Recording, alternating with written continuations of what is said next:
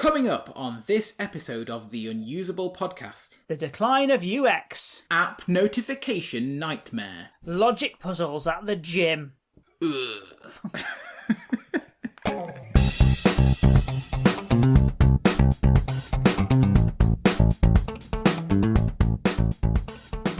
Hello and welcome to the Unusable podcast, where we discuss the importance of user experience in technology and the world around us, and talk about great design that just works or moan about it when it doesn't. Andrew? Hello, David. How are you? Hello. I'm all right. Oh, I've got something to tell you. I've done something shocking. Oh, okay. I've joined a gym. Wow, I've started going swimming again, so we're both on a fitness kick by the sounds of things. Oh, no. What I was going to tell you is not about general fitness. Okay. I'm going to salute that, general fitness. It was... So, when I joined this gym, they gave me this form to fill out, right? And it was one of those where it asks you if you've got any health conditions and all that sort of stuff. Yeah? Mm-hmm. You know what I mean? Have you had that sort of thing? Yeah. Just to sort of cover themselves. And...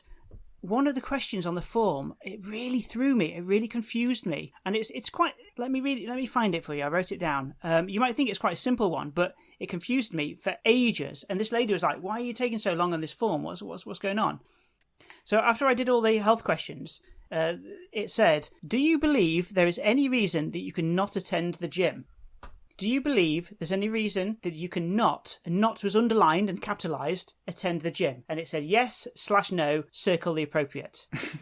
What would you circle? Well, I know what they're getting at. They mean, is there anything that would mean you shouldn't attend the gym? Like, do you have a heart condition? So is there any reason, do I believe there's any reason that I cannot attend the gym? Yes, I believe there is no reason I can't attend the gym.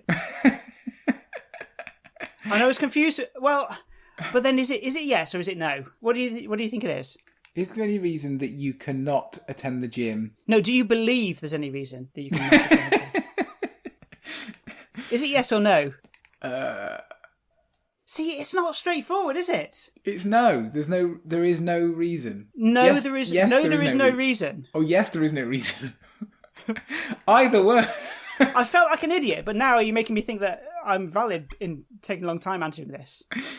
Yeah, they could have worded that one better, couldn't they? So I asked what people normally put, and she says, "Oh, it's no. It's definitely no." So I thought, no, there's no reason that I cannot. No, there's no reason I cannot attend the gym. What? No, I don't believe that there is any reason that I can't attend the gym. I'm not sure about that. So she said to circles no. I have no idea. Yeah, no, I would have said yes, I think. You would have said yes. Yes, you believe there is no reason. There's no reason that you cannot attend the gym. Now, I don't want to sort of mock the average gym goer, but, you don't need to be super qualified usually to get into the gym. So I wonder what a lot of people chose on that.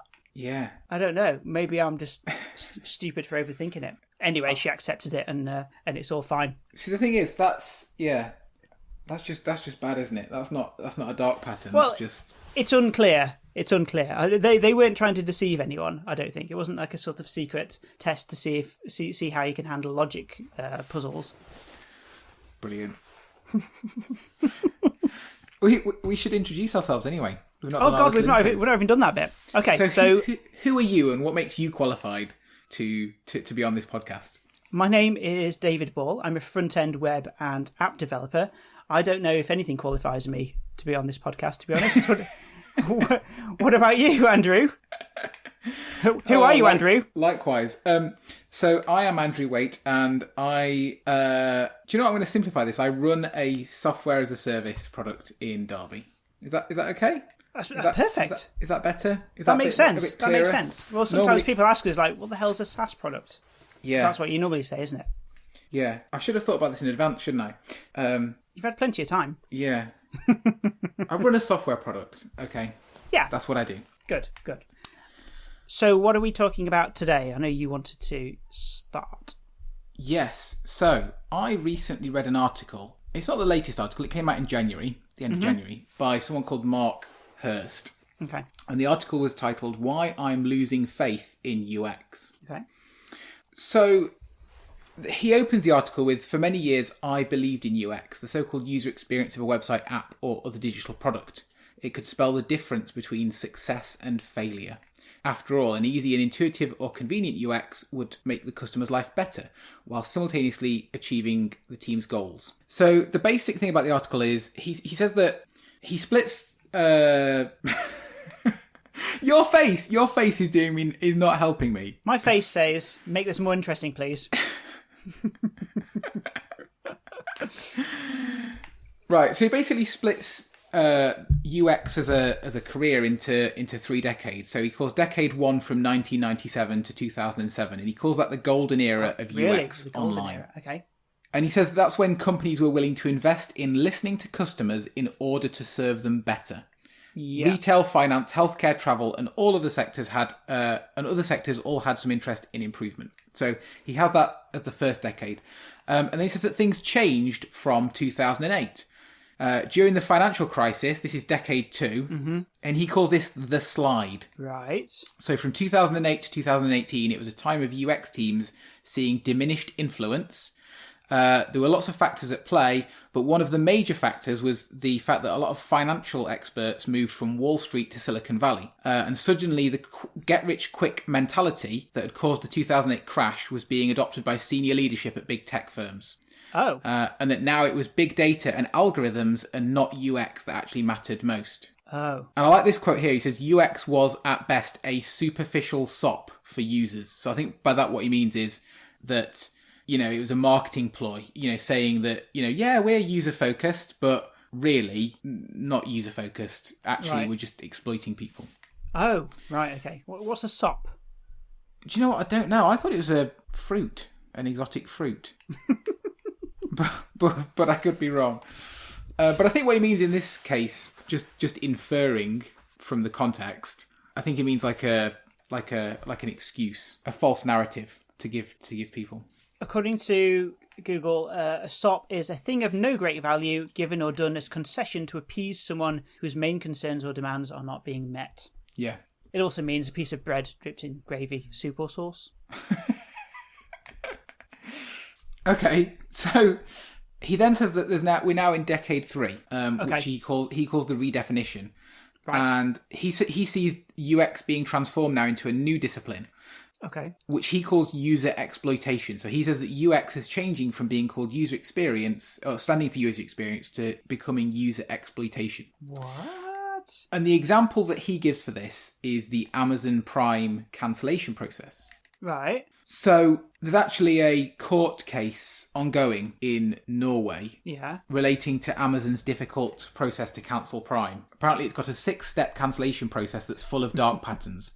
And each step is specifically designed to try and keep people in the Prime membership. You know the sort of thing. We've spoke about it many times on the podcast. We might have done a video about it, or maybe just talked about it. But yeah, I've gone through this process. I know we did a video about similar cancellation processes, and it does seem to be a thing that a company will try and trick you into staying subscribed. But at what point? At what point is that, as a business owner, you want to retain as many customers as possible. And I think it's fine if someone phoned you up and said, I'd like to cancel. Yeah. That is an opportunity to say, have you thought about all the benefits you're losing? I think that's fair. Yeah. Yeah. To use that as an opportunity to try and retain that customer.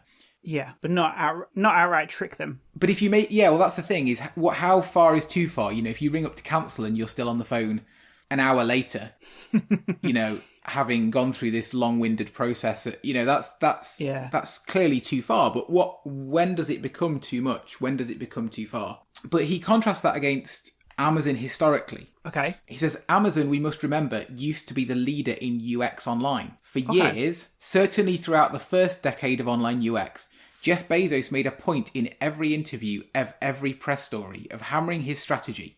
Customer experience, customer experience, customer experience. Here's a company Bezos asserted again and again, maniacally dedicated to serving the customer, and it worked. But that's changed. It does work because Amazon is quite a good store, really. I mean, some parts of it look clunky and probably is difficult, but the whole process, they have streamlined it so well that it does make buying things quite easy. Well, hold on a minute. Whenever it's in Amazon's interest, it's very easy. Yes, and it's very slick and it's very well designed. Yeah. but whenever it's not in Amazon's interest, but it is still in the interest of the user, it's all of a sudden it's difficult and it doesn't matter anymore. So an example of that is the cancellation process. And another example is just how messy the page is. You know, I think if Amazon actually cared about users, they'd probably... it is a bit of a dog's dinner, isn't it? They'd probably clean that page design up and simplify it. However, they're actually more concerned about conversion and sales. So filling the page up with, have you also considered, people who bought this also bought, and all that kind of stuff, it's not... I don't think it always helps the user.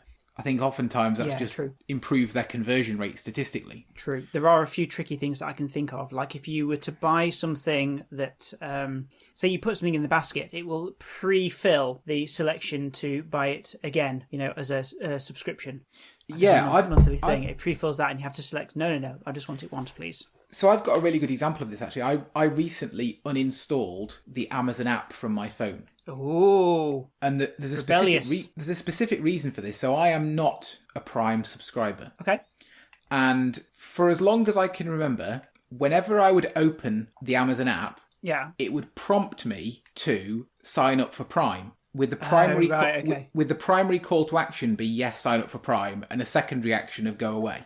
And that's every time I opened the app. There was no way to permanently dismiss it. Every time I opened the app, I would get sign up for Prime now. So you mean the sign up is a big button and then the no go away is like a tiny little button? Yes. So, and that's every time I opened the app, this full page dialogue. Before I could get to look for what I wanted to look for, I would get this full page dialogue saying sign up for Prime every time I open the app. Well, that's annoying, isn't it? I'd have to find the button to say no. Yeah. And what happened is one day, bear in mind I'd been kind of used to this now for a couple of years. And accepting... A couple of years? Yeah, I think it's been going on for quite a while. Oh, right. And I kind of just accepted it. And yeah, there was this occasion probably a few months ago now where I opened the app and I wasn't really thinking what I was doing. I was distracted and I accidentally pressed the primary call to action. Oh, no. And in a one-click process, with no confirmation, it signed me up for Amazon Prime. What? So there was no, are you sure you want to do this? You'll get charged. Oh my God. So all I'd done was open the app and without thinking of it about anything, I just pressed the primary call to action and I was signed up to Prime. So because they've already got your contact details, your card details and everything, then they can just do that. Yeah. Oh, that is horrible, isn't it? So it then took me, I had to go through that horrible cancellation process, and it took me a while to do it, to go through the cancellation process, because they really hide the buttons, and then you have to go through all the different steps, and it's a nightmare. Right. And I was so aggravated by this that I immediately uninstalled the app and have not reinstalled it. Oh, right, okay. So yeah, but that pop-up is in no way of interest in the interest of the user, is it? No user would say, yes, please, every time I open this app, I want to be asked. Oh yeah, it's definitely Amazon being tricksy. Yeah, even though I've said no the past 300 times that I've opened the app, there's no way that anyone that was advocating for the user would design that interface whatsoever. It would only ever be designed by someone who's trying to maximise conversion at all costs, even if it hacks people off. So going back to this article then, in this third age of UX design, is that what UX designers are being asked to do now? Do things in the interest of companies rather than the interest of users?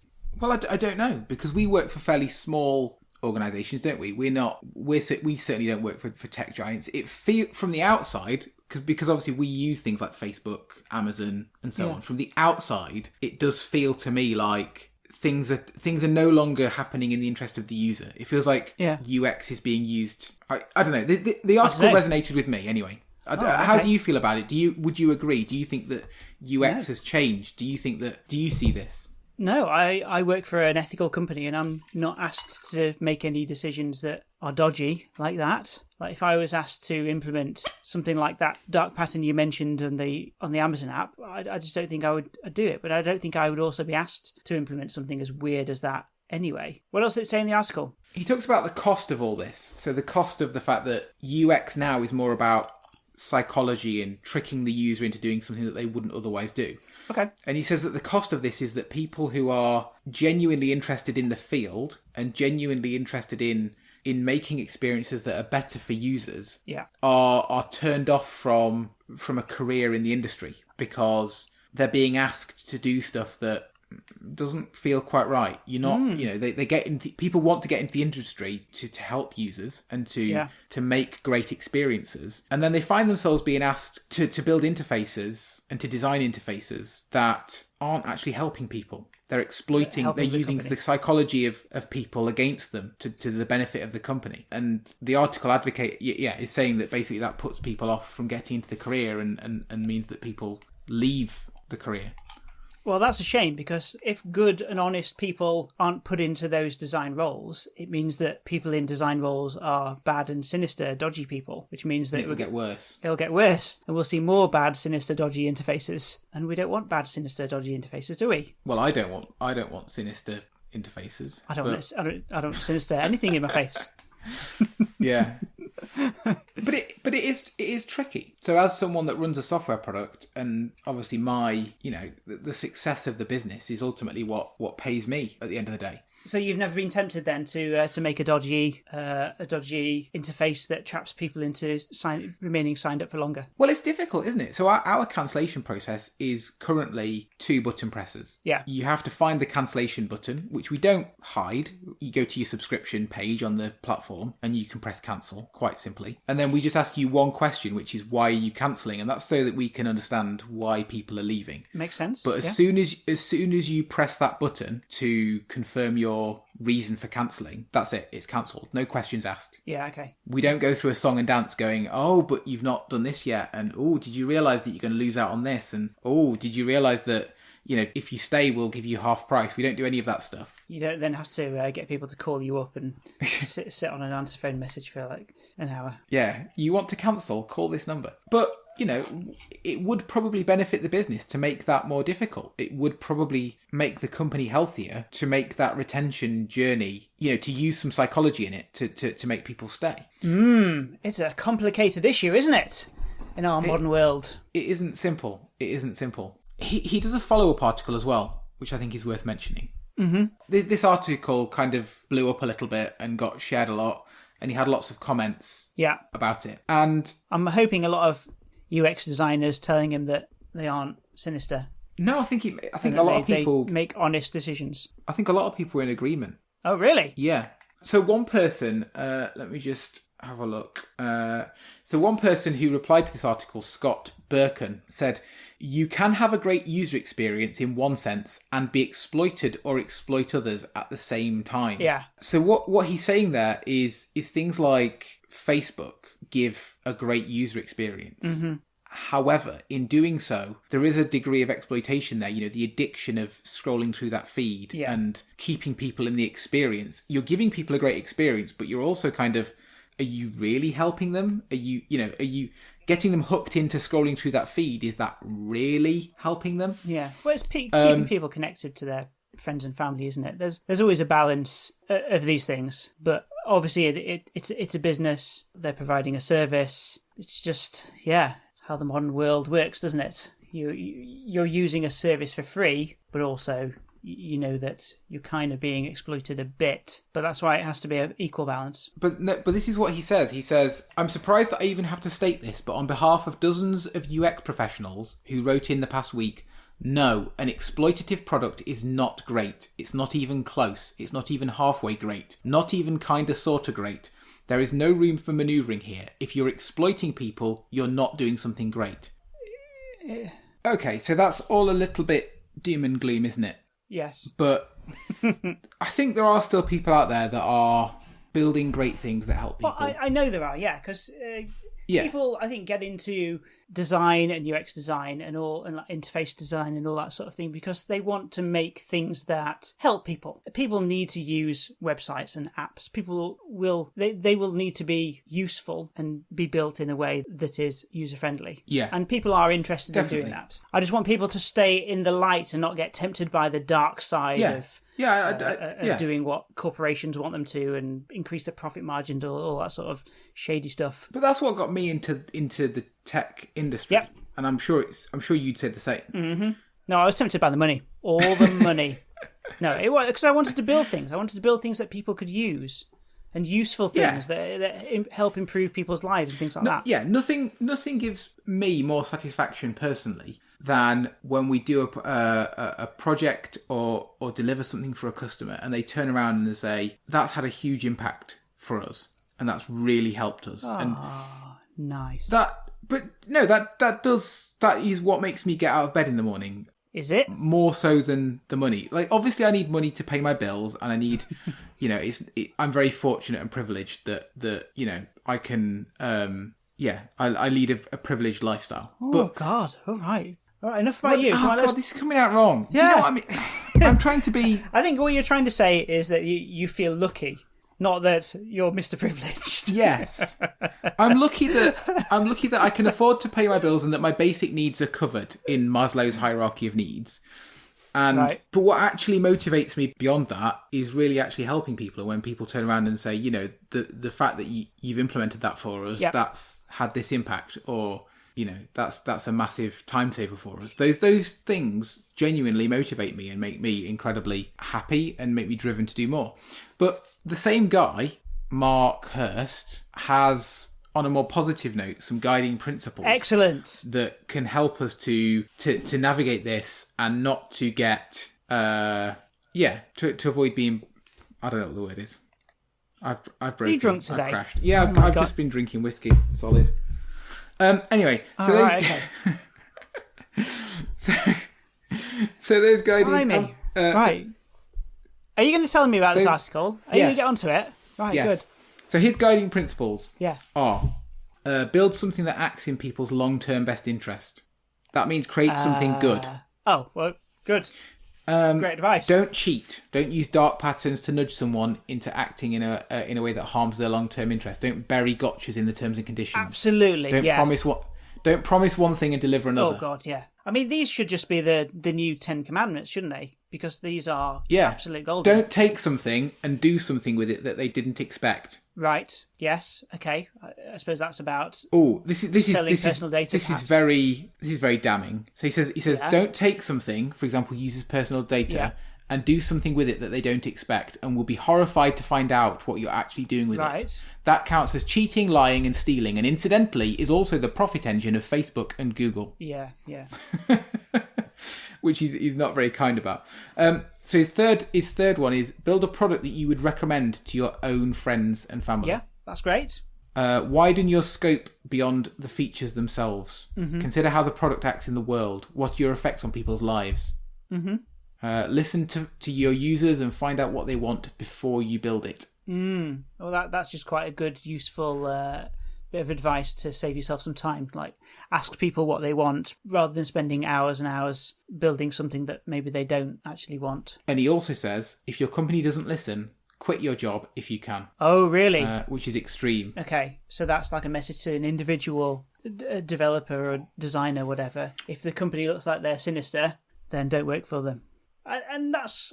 sometimes it's very difficult to make that choice, isn't it? Because like quitting one job might mean that, I don't know, the next time you go for an interview, they might be like, oh, why did you quit? You might feel like you're sort of trapped, but you also don't want to be working for someone who's dodgy. You just don't want to be. Yeah, you don't want to be job hopping. Yeah, I think it comes back to that hierarchy of needs. So I genuinely believe all these things, and without a doubt. However, if it came down to could I pay my bills if I didn't compromise my beliefs, I would probably, I hate to say it, I would probably pay my bills and have a roof over my head and look after my kids and compromise my... But wouldn't you? Would you say that your ethics are that strong that you would rather, say, miss a mortgage payment than build an interface that you didn't believe in? I don't know. It's not like I've killed someone. It's difficult though, isn't it? Yeah, God. Imagine the person that designed the Amazon Prime unsubscription flow. I mean, they would argue this, wouldn't they? They would say, well, this is a job. I've got to feed my kids and stuff like that. So it's easy for us to say do everything ethically, but I don't know. We're not in a situation where we're being told to do dodgy stuff or starving right now. I mean, I don't know. No, thankfully. But it isn't easy, is it? It's, yeah. Right, good chat. He says, just to close that out, overall, the approach is simple. Work for the long-term benefit of users and communities. Consider the outcomes. Don't cheat. Don't cheat. Don't cheat. His... Yeah. Final word, don't cheat. Yeah. Brilliant. Can I tell you about our latest Twitter followers? Oh, yes, and I will think of some marvellous greeting for them all. Some terrible accent to greet them in. Well, you can do whatever you want. I'm just going to read out the names, yeah? Yeah. So, latest Twitter followers, Steve Jackson. Hello? Oh my God, what's this? I don't know. It's just me saying hello. Okay, Mara. Hello? Jason Kudriet. Hello? Stan Bond. Hello? Shandan Jaswal. Hello? Kayla Turner. Hello? Alan Schwelgler. Hello? Alex Fuller. Hello? Brian Craig. Hello? Sarah McKee. Hello? This is very annoying. Gillian Swain. Hello? And Sierra C. Hello? Right, okay. Oh, also on Twitter, while we're talking about Twitter, Joel Weiserma sent us a photo of, it was a toilet flush button, okay, and it was... Why do people keep sending us pictures of toilets? I don't know. I think because usability at its very core is, don't know, it seems to be centred around the toilet. Centred around the toilet, doesn't it? That simple device that everyone tries to overcomplicate. As a society, if you can design a way to clear away poop effectively, then you have nailed society. But if you haven't, then there's always room for improvements. Yeah. Not all toilets are perfect.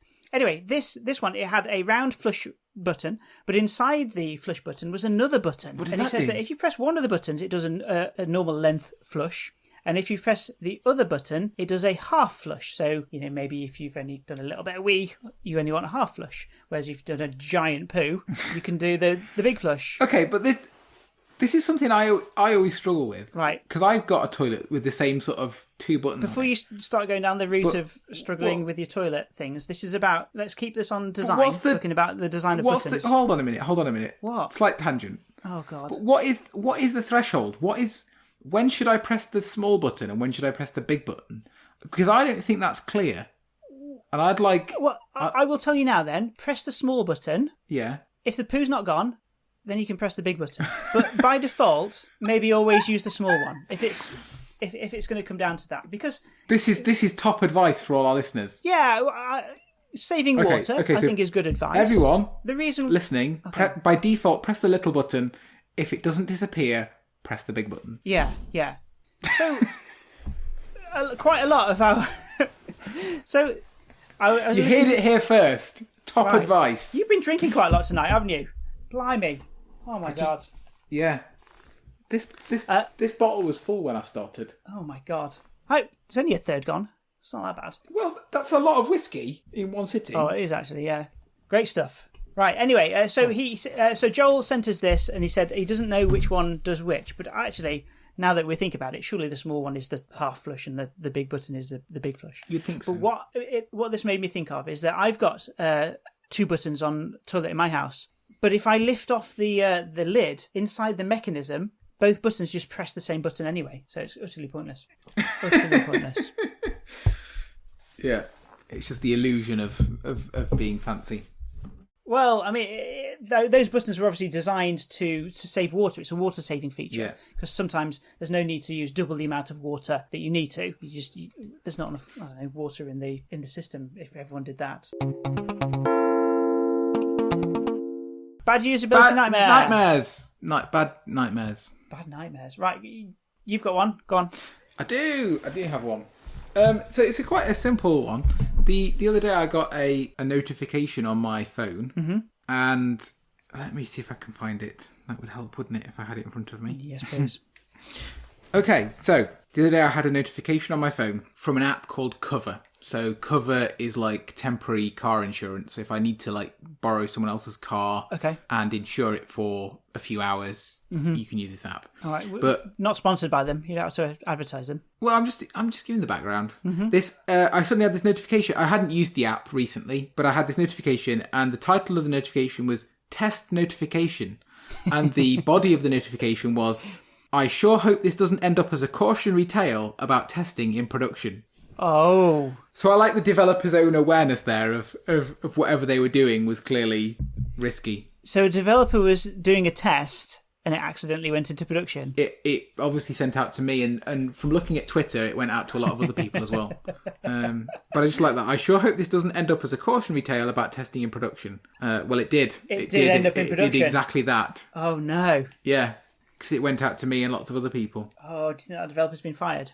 I don't actually, because I looked it up on Twitter, and Cover themselves tweeted and said, you may have got an unexpected notification on your Android device earlier today, but thanks for letting us know. But thanks for also giving us the most social engagement we've ever had.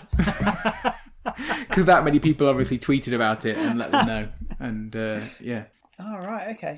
So that was my little mini nightmare. Well, it was a nightmare for the developer. So it's not a nightmare for you, but it's a nightmare for the developer. Well, it was slightly annoying to get a notification when nothing was happening, but mostly a nightmare for that developer who's probably really annoyed with themselves. So speaking of notifications when nothing was actually happening, I was driving on the motorway the other day, and they have those digital signs. Yeah. There's the big overhead gantry digital signs, and then there's sometimes smaller, like a square. It's kind of made out of LED lights, isn't it? Yeah, like a dot matrix board. Essentially. And it was showing a sign. It was showing that the near side? No, not the near side. The far side lane was closed. As in the fast lane? No, so it was actually the slow lane. Actually, it was showing me this on the roundabout before I got onto the motorway. So before I got onto the slip road and then got onto the motorway, it was showing me this, and everyone was panicking. So the sign indicates that on the slip road actually had two lanes. So what the sign was indicating is that the slip road only had one lane, and then the left-hand lane was closed. Okay, yeah. And so everyone was like fumbling, panicking and getting into the right-hand lane and making sure that the left-hand lane was clear. The problem is, slip road was fine. We carried on down the slip road. We got onto the motorway, carried on down the motorway. There was another one of these signs saying, again, left-hand lane was closed, blocked, don't be in it. So everyone was, again, panicking to get into the middle lanes, squeezing into just two lanes, whereas normally there would be three. Is this the boy who cried wolf? Yeah, I went for miles and miles and miles and miles, and there was nothing. There was no blockage. There was no reason for these signs to be saying what they are saying. There was no danger. And then eventually there was a car in the just parked up on the side of the road. It wasn't technically blocking that lane, but you know how sometimes they would block the lane that's next. It was on the hard shoulder. Yeah. And so these signs, which were happening from miles back, were creating panic. People were panicking and getting into squeezing themselves into the two other lanes for not really any reason. We could have got quite a lot closer and used the motorway to its full potential. But I find that a lot on the roads. I find people are sheep, aren't they? Quite often. Well, it's not that they're sheep. We're giving some information, and people are reacting to the information that they're given. That's what I wanted to highlight there. And the information itself was causing problems. Yeah. Anyway, that is the end of the podcast. So I'm interested to know if you agree with what Mark thinks. Are you, in your role as a UX professional, acting in the interests of the user, or are you exploiting them? If you want to let us know, we're on Twitter at Unusable Podcast, or you can email us, podcast@theunusable.com. If you enjoyed this, there's plenty more. In the last episode, we talked about product-led growth. We also have Unusable t-shirts and hoodies available to buy on the website at podcast.theunusable.com. Music is by Gold5472. Please subscribe to us wherever you get your podcasts so you'll get a notification about the next one. And that is it until next time. Bye. Goodbye.